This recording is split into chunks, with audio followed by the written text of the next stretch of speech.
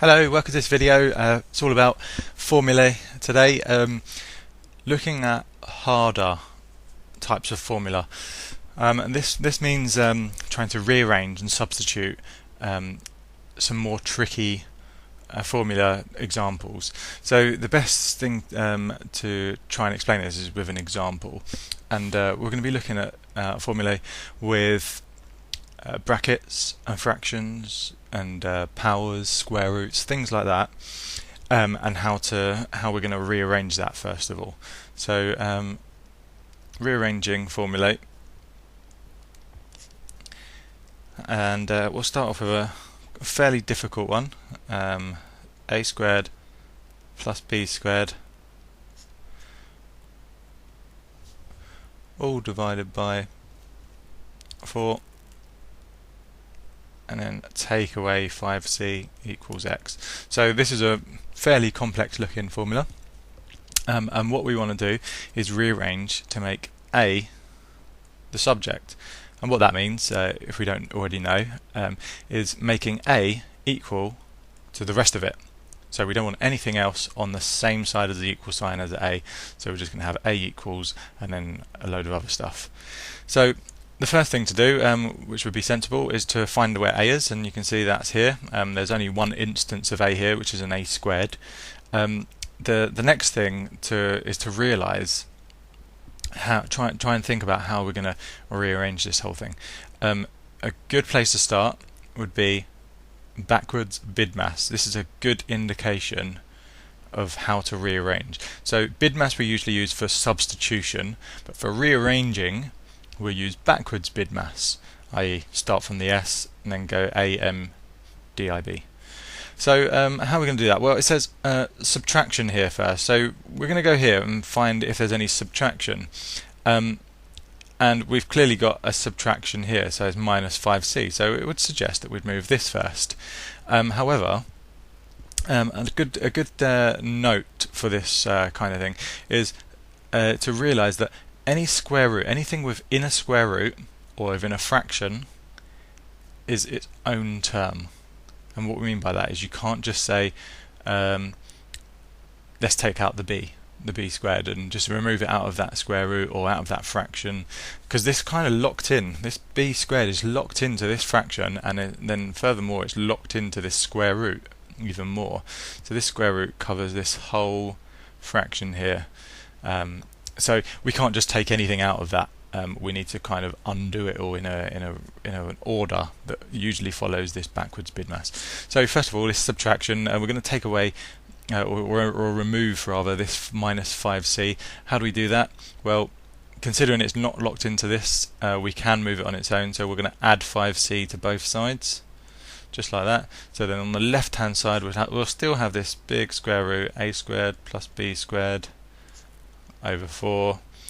But now we've not got the 5c or the minus 5c on this side. It's going to be over on the right hand side, because it's plus 5c and minus 5c all cancel out. So we get x plus 5c on the right hand side of the equal sign. Okay, so the next step is, as we said, this a's and b's, the 4 is all locked into a fraction. Okay, but this fraction is all locked into this square root. So if we go back here, so we've done the subtraction, we can't do anything with that. Addition, well, we have got addition. A squared and b squared are being added to each other, but we can't deal with that at the moment because it's locked in, and that comes to where we've got brackets and indices. So addition we will come back to.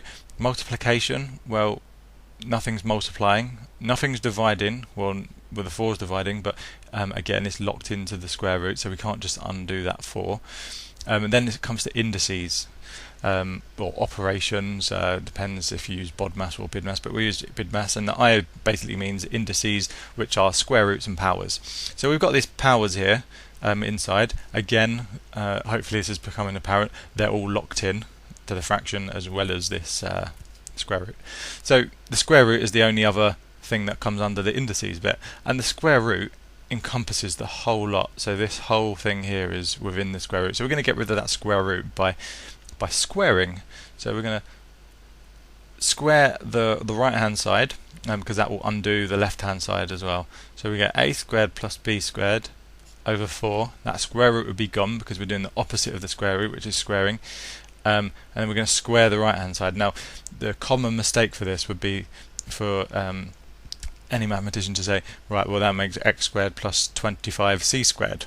But that would be wrong, because we need to square the whole lot. And if you think about it, it's almost like when we have a quadratic. So we've got x plus 5c squared. So that's how we square that sort of term. We can't just square the individual bits. That's not what it means. It means this whole thing times by itself. So anyway, we've done the indices bit.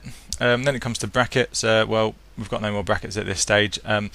Then hopefully what we've realised in the previous examples is that we've got this fraction. How do we undo a fraction or remove a fraction, break the fraction up? Well, we multiply it by this bottom part, which is where we start again for the BIDMAS and come backwards. Subtraction, addition, multiplication. Nope. Again, the addition is all locked into the fraction. Until we break that up, we can't do anything with it. The division, well, this is the 4, which is what we just said. So we're going to times by this 4 because it's the denominator. We times whatever the denominator is to break up the fraction, and we'll times 4 on this side. So what do we get? A squared plus b squared on the left, and then 4 times this whole x plus 5c squared. Okay. So the next step, it gets easier and easier as we move on and as we kind of break up whatever's here.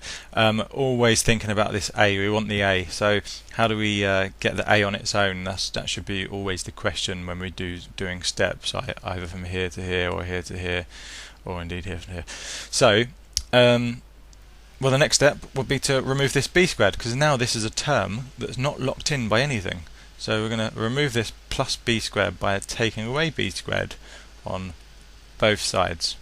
So we get a squared on the left, the b squared will be gone because that cancels, and then we get this whole bit here again. So you end up writing a lot of stuff twice as we do small movements, and then we're taking away b squared. Last but not least, the squared. How do we get rid of the squared? Well, it'll be square root. So it will be square root of 4 x plus 5c squared minus b squared. Don't be tempted to square root this and say, well, that cancels and that cancels, because we're actually square rooting the whole term, i.e. this whole thing here is what we've put inside the square root. Okay, so that's how we rearrange big formulas. Again, just to reiterate, the main things for consideration will be look at where your subject term is, see how it's locked in with other things into fractions and square roots and sometimes even brackets and powers, and consider how we're going to get rid of that. How we do that is by backwards BIDMAS, considering how we're going to actually remove bits at a time and what order we're going to do those in.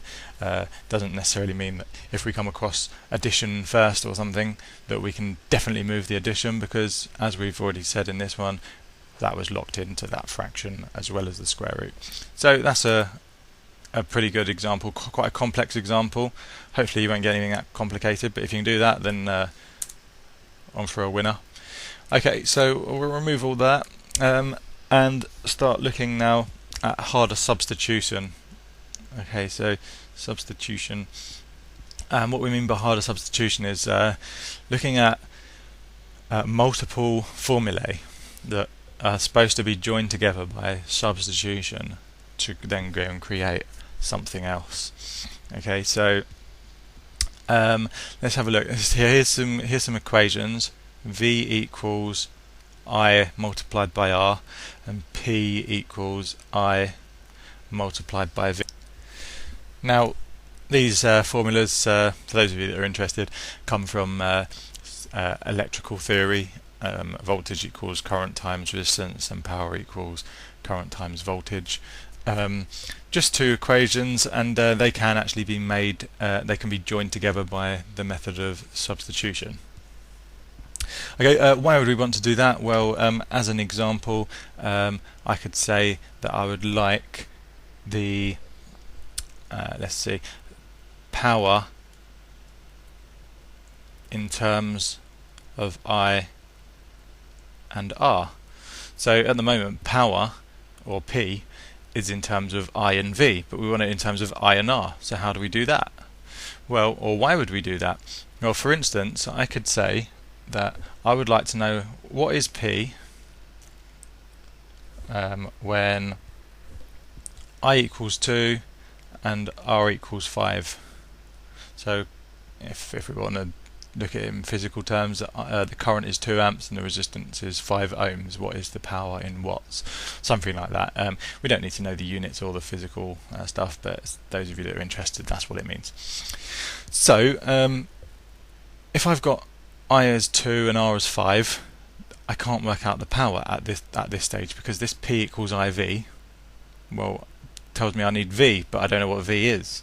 So what we're going to do is join up these two equations. We've been given two equations, so it makes sense to find out, or to join them up rather, and using substitution, as we said. So we're going to just go and have a look. So if we need P in terms of I and R, well, if we look at P so far, it's got the I, so that's good, but the V is no good.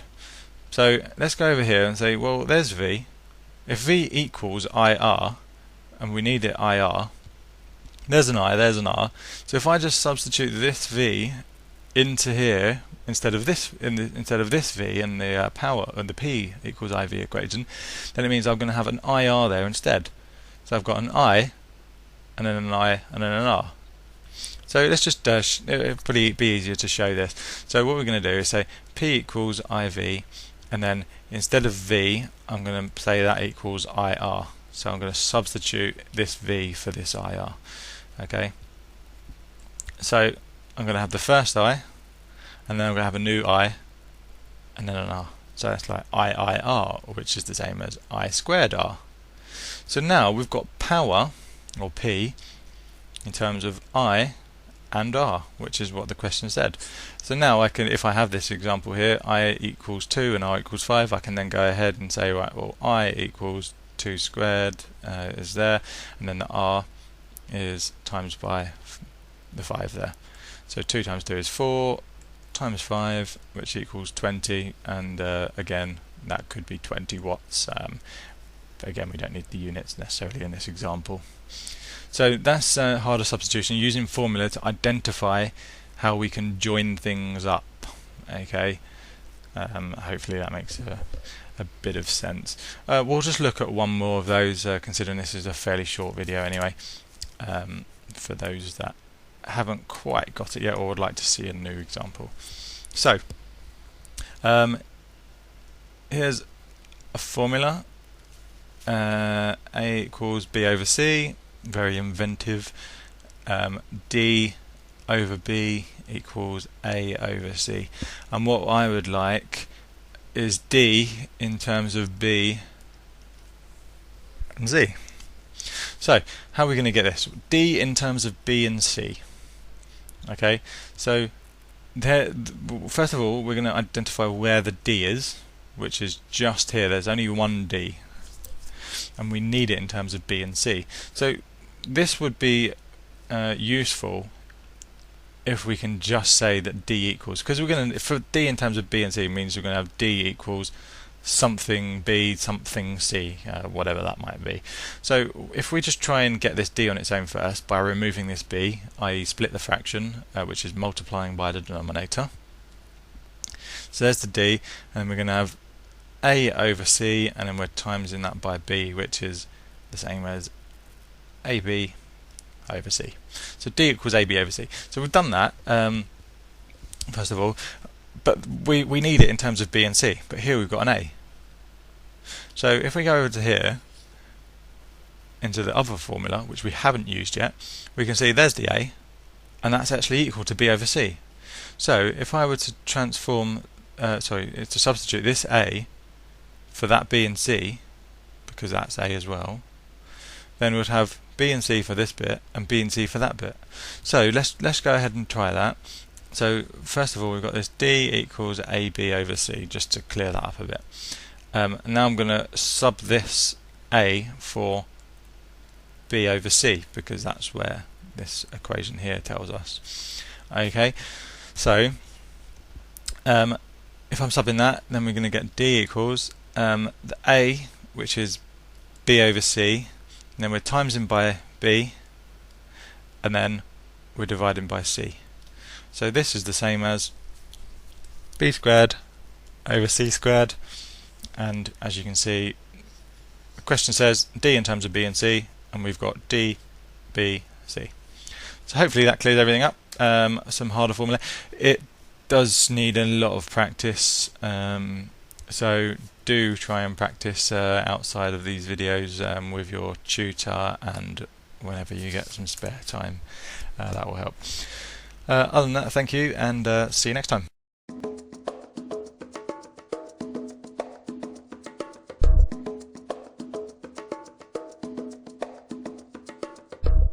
Laura, so here's a single bracket expansion. Are you happy to give that a go? Yeah, would it be 6x plus 5? No, actually, it's not quite that. Not quite right. Do you want to give it another go? Oh, was it 3 times 5 as well? Yeah, 3 times 5 as well. So it'd be 6x plus 15. Yeah, perfect. Well done.